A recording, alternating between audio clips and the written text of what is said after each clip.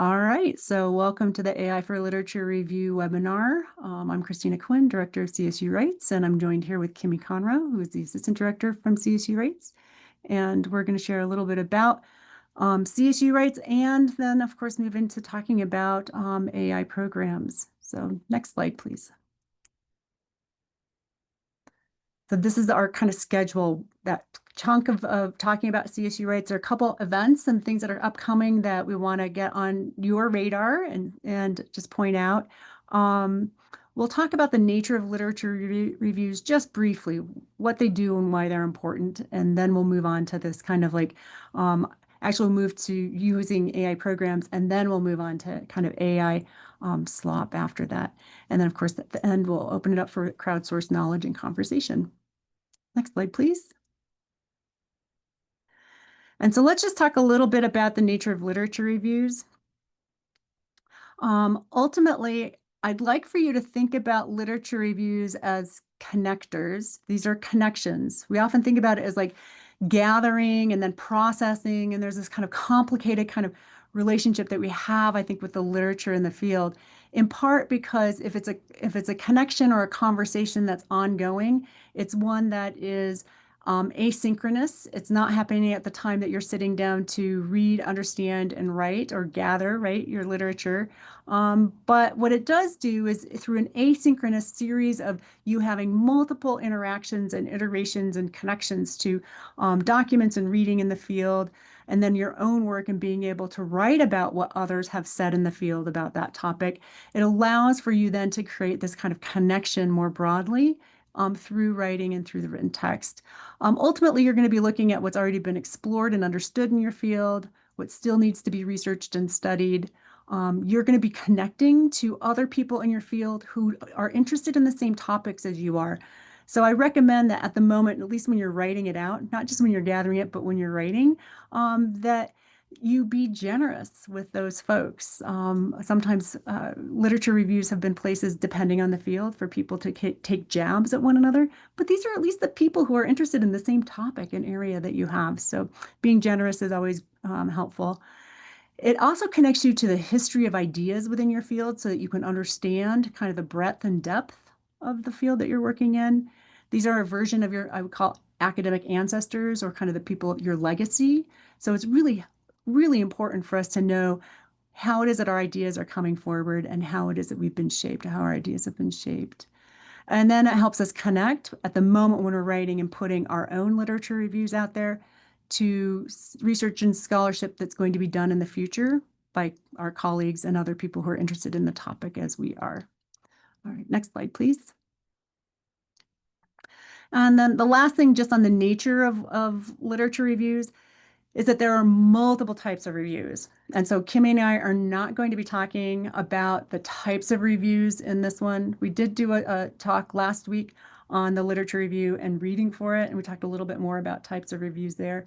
But just know that there are many, many, many different types of reviews. I think we've got 16 listed here alone. Depends on what it is that your project is, like how it's going to manifest, what kind of research you're doing and what kind of work you're doing.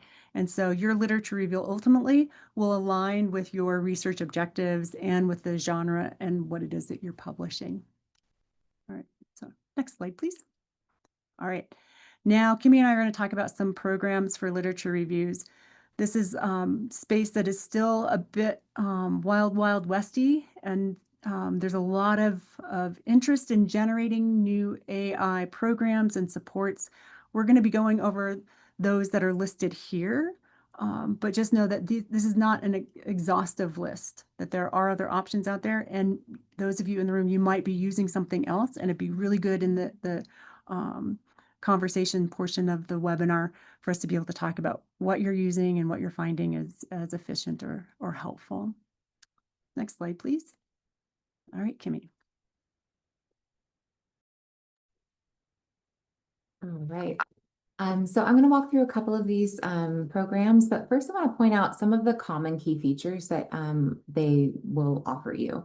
So like we'll talk briefly about the library's website kind of organizes it based on what you're needing out of a tool. So there are guidelines for helping you narrow down what you want. But some of the things that these programs offer you and assisting to make a literature review easier and faster. The primary one is going to be finding and discovering papers. So, we're used to keyword searching. This allows, a lot of these programs allow you to do beyond that, where you create like a research agenda and context for what the different kinds of things you're looking for, and you can ask very like robust questions. You can explore similar work that are based on the authors or by the papers that those papers had cited, or by larger citation papers to help you indicate some of the more seminal research in the field. Timelines of publication can also be really, really helpful if you're looking for what's the latest on this topic, etc. Some of these programs they give you a nice visualization of the research and the connections that exist between the papers. So I'll show you an example of that next, like a diagram of the relationships between certain papers in order to help you find related searches. It will also, a lot of them also help you with the prompt generation. So when you are typing in your search query of what you're looking for, what you're wanting to explore, a lot of them will give you like modifications to your prompt that you've generated in order to make it more robust and get you more of what you're looking for. And then a lot of them also offer a personalized RSS feed. So you can type in the different parameters of research that you're interested in. It could be based on actual like publications, or it could be based on topics. And one that I do gives me an email every day for new topics or new papers that have come out on certain topics that I've saved for an RSS feed. But even if you don't get them emailed to you, they exist in your portal on these programs. They also are really helpful for helping to analyze and synthesize the content that you can find in the papers to help you more quickly identify whether or not these papers are useful for you to go in and read through. So a lot of them will generate summaries of individual papers, or they also can generate, it's kind of like, if you played with ChatGPT or Copilot or any of those, give you the summary of like the topic, except it's basing all of that on the research papers that are available through the different repositories. We will give many a caution of warning with using the information that these summaries generate. It's our jobs to double check and make sure that it actually is pulling accurate information. But it gives you a really good starting place for knowing what papers that you will be useful for your project. A lot of them, these are my favorite presentations of the information, are in table form, and you can select like different aspects of the paper, and I'll show an example of that in order for you to do a quick comparison between multiple papers. A lot of them allow you to ask direct questions of a PDF, either one that you've pulled through your search within the program, or you can upload your own PDF of the actual paper and say, okay, so what were the DVs and IVs in this study? What were the main findings? What were some of the key limitations? You can ask very direct, specific questions, and it'll pull up, clips of that, give you the answer, and then you can deep dive it further. And you also, almost all of them help you generate and organize your citations. And a lot of them also allow you to integrate with your existing citation management software. So if you use Mendeley or Zotero or EndNote, a lot of them will allow you to just connect to your account there. And then you can explore your papers or add to them and pull your bibliographies faster.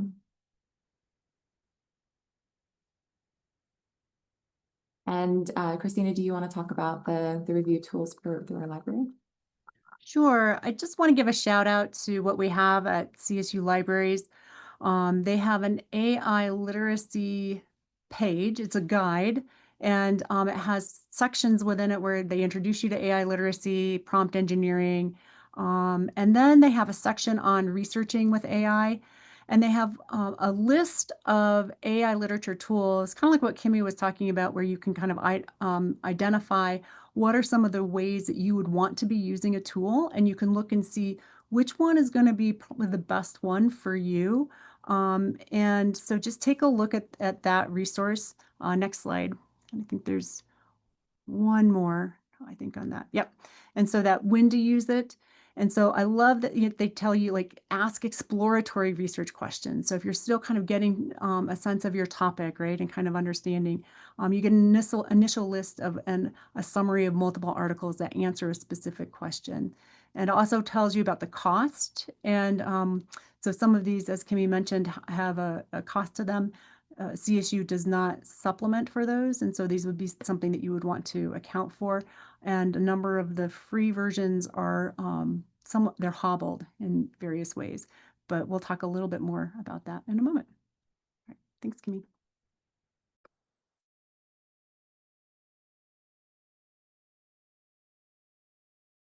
You're muted. I see that, sorry. So one of the first tools that I want to point out is called Research Rabbit. This is a free platform, and it offers a lot of really great ways that you can search for and get the visualization aspect if you're more of a visual learner like me. It helps a lot to be able to look at like the network of relationships with a paper, but you can start over here by typing in a search or creating a collection. And you can add papers either by the DOI or the name of the paper that you already know. Or you can, again, connect. This one allows you to integrate with your Zotero so that you can add papers based on a collection that you have in Zotero. And then it will pull out all of these things that offer like similar work. You can look at some of the earlier work if you're looking for more seminal research or later work to see what's the latest. You can explore by the authors or suggested authors that have been, AI has identified it as related to what you've searched for. You can export and you can then go in and select the results, right? So I clicked on later work here to see some of the more recent research on this topic. And then you can select these and you can refine your search even further in the same way. Or you can select them and see if there is a PDF available via open access. And that's one point that there's a big differentiation amongst these platforms in that you don't always have access to the papers, but that's, the same thing that we run into when we're doing searches on Google Scholar or something. So some of them allow you to connect to your institution and it'll let you know that you can click through, but this one doesn't allow for that. And you can view it, the visualization via the network, or you can look at a timeline of when these different papers that it selected were published. So it's really robust. It's really fun and easy to use. It's fun to play with, honestly. And so as a free assistant for finding new papers, it's a really great option that I've used personally. Another one is our Discovery. This is one that offers a free variation, and then you can pay to unlock a lot of extra features. We'll talk about some of those, but just know that that's a common thing with a lot of these programs. So be sure to take a look before you get your free trial. Most of them don't require for you to, enter a credit card. So those are the ones that I would say start checking at the beginning. But the way that our Discovery has a lot of different things. This is one that has one of those RSS feeds that I get delivered to my inbox, a new updated papers on a number of things that I've entered as my research area. So I have selected publications that I want to keep an eye on what's coming out that's new, just general topics or more subtopics. And one really cool feature of this is that you can ask our Discovery and it opens up this chat. So you type in a query and then it will open up a chat and it'll give you this summary of what the different research in that field is. And all of these citations here come up over here on the right and you can select them, you can save them, you can open them and check them out. And then you can, again, this is always a starting place where you're the one that needs to evaluate the accuracy of the summaries that it's pulling in. So if you're saying, okay, well, this sounds right, I'm going to go into this source and see about making sure that that's an exhaustive explanation for the phenomenon that I'm looking for. But once it gives you this output, then you can ask follow-up questions. So you can, and then it saves these chats over here that you can go back and modify or visit again. So that's pretty cool. It also offers some paid features like the chat PDF where you can either upload your own PDF and just ask those direct questions of it, It also offers for you to be able to have a natural human sounding AI voice read the papers to you, which is really nice.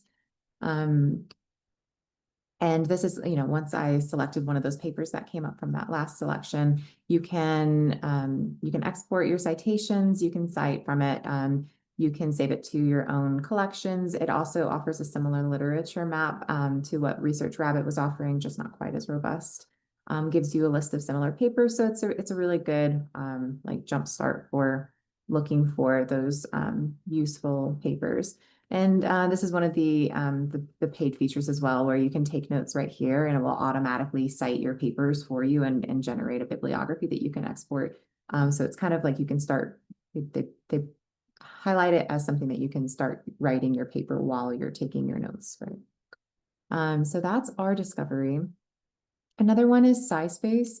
It does similar things, but slightly differently. So that's kind of the point of comparing these and highlighting what some of these key features look like and how easily they can give you the information that you're looking for to evaluate the usefulness of a paper.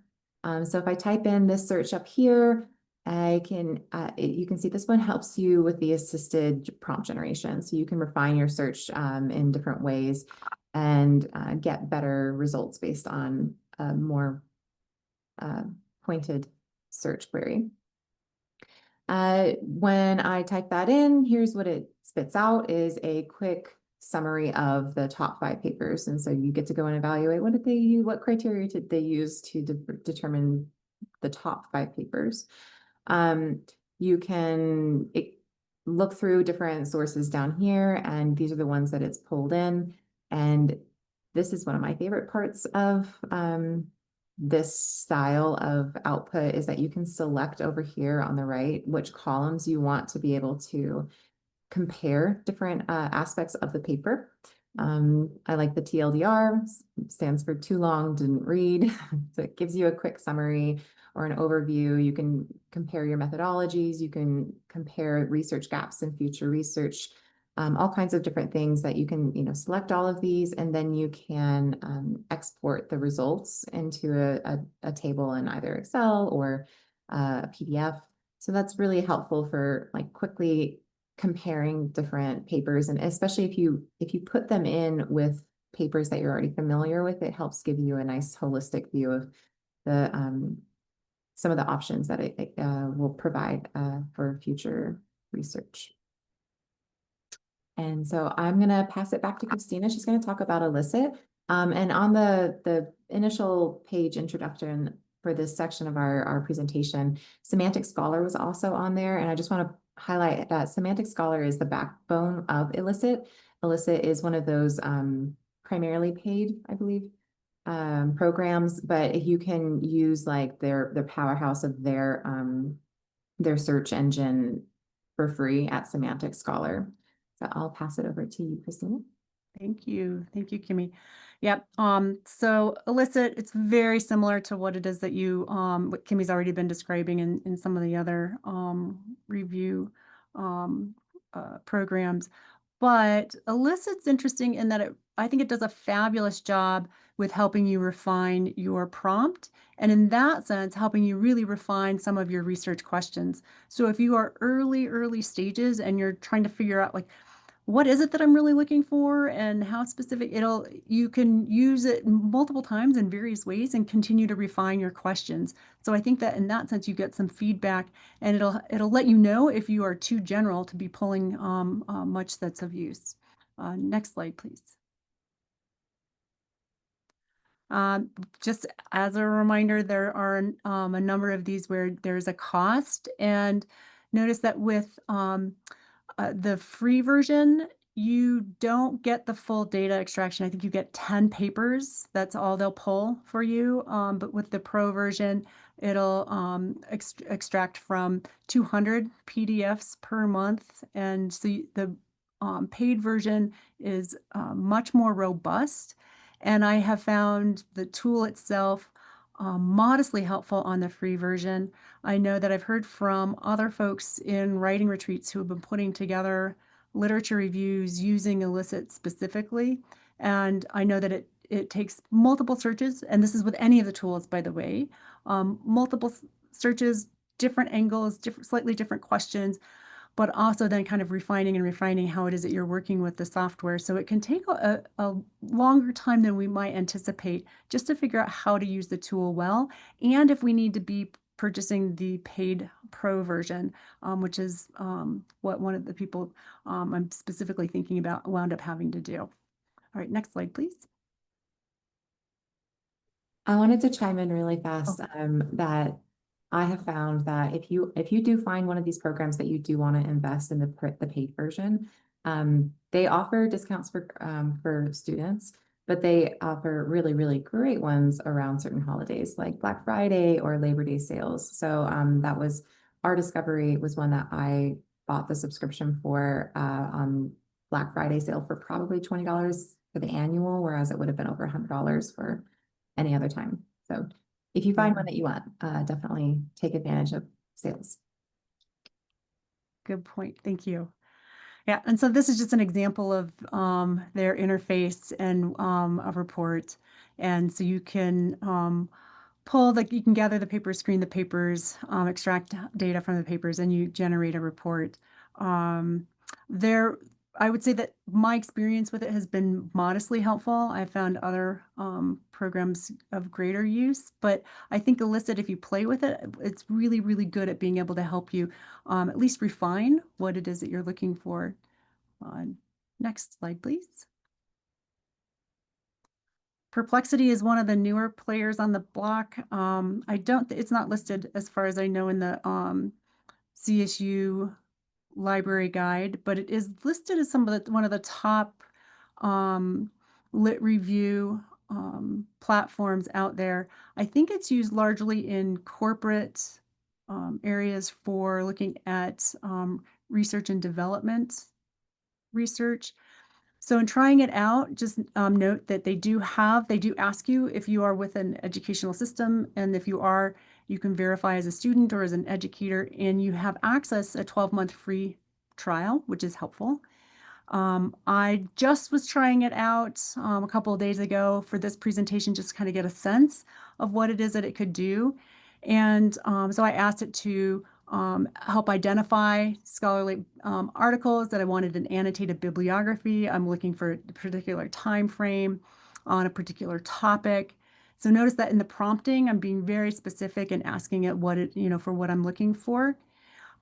It generates then a report. It takes you through, and it does also expose and kind of behind the scenes share with you where it's doing its searches. There are some significant limitations, as Kimmy mentioned already, that anything that's behind a firewall, paywall, inaccessible online, a number of these lit review programs don't have access, right, to paid material. So you get only what it is that they have access to, but it's a good starting place for sure. The Perplexity report includes an overview and summary, a list of the articles that are identified, which gives you a citation, an abstract, key finding, and significance. And we'll talk about that in a moment with a little bit of a cautionary tale. And it'll give you some analysis and synthesis so that you can, just like with the other ones, look for common threads across studies, gaps in literature.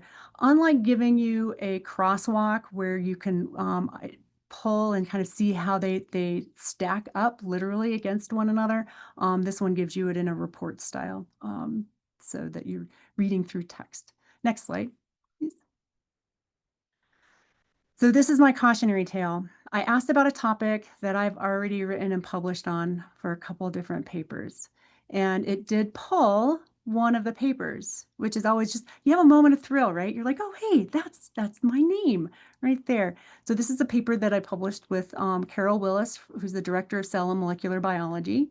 It was talking about program development and best practices, and that kind of is the nature of the article. I can see why it is that Perplexity decided to frame it and summarize it as such. But there are a couple things, and Kimmy, if you just hit 2 times, I think the advance, it should kind of cue. Oop, there you go. So it's important to note that this was published in 2025, not in 2020, that the title of the edited collection that it's coming from is completely wrong. So on the right-hand side in blue is the actual title of the text. It's Faculty Writing Support, Emerging Research from Rhetoric and Composition Studies.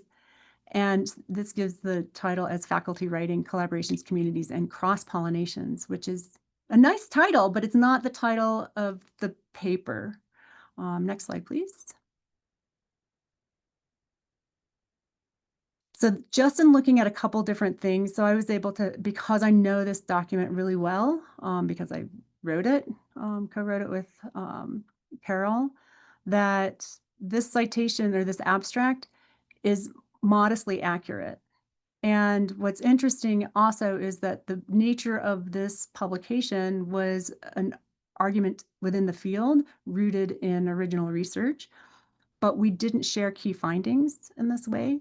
So it generates and it makes up a couple of the key findings, which I found surprising. I was like, oh, well, I didn't realize we wrote that. Oh, right, that's because we didn't.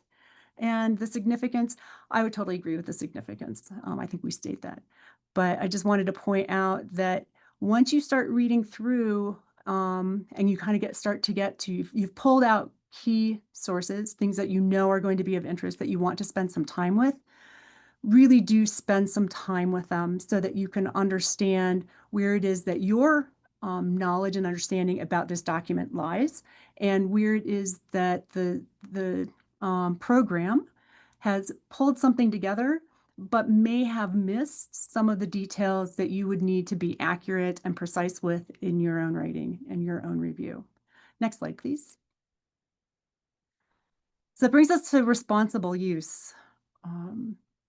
And just some quick advice is making sure that your program use, whatever AI program you select, that it supplements and doesn't substitute for your own intelligence, that you need to be what they call the human in the loop. I mean, always you're the person who's kind of checking at each stage different things, different elements. Is this accurate? Is this correct? So having access, by the way, to the PDFs for you having either you're using a program to be able to scan and kind of give you summaries and synthesize some of the PDFs, you have access to those as original content. And so you're the person who can then oversee the accuracy of the output. You can validate anything that's there. So again, thinking about like the listing of perplexity and automatically including something as key findings when a good portion of scholarship actually, depending on your field, doesn't list out key findings, nor is that the purpose of the article itself. So I think about mathematics, for example. Key findings are not part of those articles. And so you want to be able to be the human in the loop who can kind of read through and understand what it is that the AI program is giving you and what it is that you kind of understand about the literature and kind of pull through that way. And then the last bit of information on that is essential that you need to document your use of any of your AI programs. That's whether you're using them for the literature review or something else, whether you're using them for data analysis or in your methods, right? So making sure that you're documenting how you're using it, the program name, what version you're using, the tasks that you're asking it to perform, the prompts that you're using. And so then you have an ongoing list so that if there's any questions that come about as you submit either to a committee, if you're submitting something that's a proposal stage or something that's a thesis or dissertation, you can then give them access to all of the prompting and all of the ways that you used your AI programs. But then also if you're submitting for publication, you're quite likely going to need to you will definitely need to comply with the journal's requirements in AI use, but you also are going to have to document how it is that you've used AI within that, and then sign your paper or sign your name to the contract, and it'll be legally binding, right? All right, next slide, please. All right, and Kimmy, you can just kind of jump in on this one as well, because this is both a little bit of a scary part of our conversation and then a little bit of the fun part of our conversation too. In that ever expanding world of AI. Ultimately, AI slop, if you're not familiar with it, look it up. I think its key image right now, its hallmark image is images of shrimp Jesus. And basically it's AI slop is a term for low quality text, videos, and images that are generated by AI. And the idea is that, I mean, these are kind of entertaining for our purposes. And yet at the same time, they have very low cultural value, or they're not really contributing much um, to the world, right? So it's interesting. But other than that, it's an interest factor. They're also, if you're looking at representation and representation of anything that could be accurate, that just goes out the window, right? There's no accuracy here. It's just all kind of fun and games with AI technology to create artistic images. Next slide, please. So I think that there's a challenge that we have to face, and that's being aware of AI slop in academic journals. Next slide, please. All right. And then if we're going to be aware that it's because these will invariably feature, excuse me, in generated literature reviews. So not only, and this is kind of our last little caution, is that as we're pulling together and kind of capturing all this literature for our review of what's out there, we're also going to have to be aware, basically, of the equivalent of Shrimp Jesus papers. We know that journals have been inundated with AI slop. We know that there are a number of predatory journals that we need to watch out for that publish AI slop. And we also know that the number of articles that are now going through processes of retractions from journals because they've been shown to be rooted in false data, they're huge inaccuracies. They may have actually had a human person behind the submission, but a good portion of it may be generated by AI. So the publishing landscape is going to change a lot over the next few years, I think, because of the need to put some guardrails up for researchers so that we can access what is good, high quality research publications. Next slide, please. And so if you're interested at all in learning a little bit more about AI slop from a respected and responsible researcher, Sabine Hassenfelder. She's a physicist, and she does just a great short little piece. I think it's like 7 minutes on AI slop in scientific research. Just go through and take a look if you're at all curious or want to learn a little bit more. She gives us a sense of what the consequences are of using AI poorly, first in our own research, but also then not identifying what is poor research out there. How we do that means that we have to have our own human reliability kind of gauges working at overdrive when we're assessing, is this a real article? Is this genuine? And you can do that by looking at things like bibliographies or works cited pages, and who are they in conversation with? Who are they citing? Do those citations look legitimate? And do you know these scholars? Have you seen them at conferences? So there's going to be a way that we're going to have to rely ever more on the conversations and kind of the skills of our field as we're putting together our literature reviews and kind of texts of the field to know who we're in conversation with. If we go back to the nature of the literature review, right? It's a conversation. Next slide, please. All right, so now we get to the crowdsourced knowledge portion of our conversation. So we're going to open it up because ultimately I think we're smarter when we're together. A couple things before we do. Next slide, please. Awesome. So we want to give you some parting encouragement and wishes, and then a QR code later. But just a reminder, take what you learned today and put it into practice. Play around, experiment, explore, see what works best for you. What doesn't work for you, leave it, share widely and with exuberance. When you do, please give a shout out to CSU Writes. If you've learned it here, kind of encourage others to attend. And until we meet again, may your writing be brief, frequent, low stress, and highly rewarding. All right, and next slide, please, Kimmy. All right, reach out with any questions. This is our contact information, and just know that we're going to be following up with a feedback survey. So we'd really, really appreciate your feedback. It's super helpful for us to know what we can do differently or what we can add to the programming, things that you're interested in, and so forth. So thanks so much, and I'm going to stop the recording.